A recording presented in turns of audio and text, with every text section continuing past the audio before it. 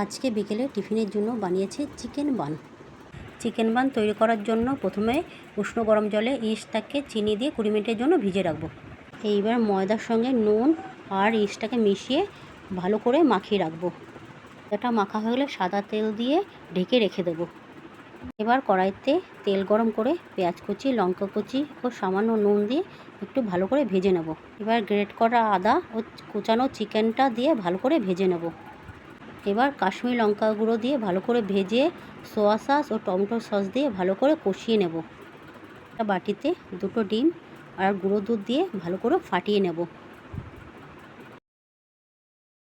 ময়দা থেকে লেচি কেটে চিকেনের পুরটা ভরে নেব। ওভেনে ফ্রাই প্যান বসিয়ে সাদা কাগজের উপর তেল ব্রাশ করে নেব। এবার ফ্রাই প্যানে চিকেন বানগুলোকে বসিয়ে ডিম ব্রাশ করে সাদা তেল উপর দিয়ে ছিটিয়ে দিয়ে 20 মিনিটের জন্য লো ফ্লেমে ঢেকে দেব। তাহলেই তৈরি হয়ে যাবে আমাদের চিকেন বান।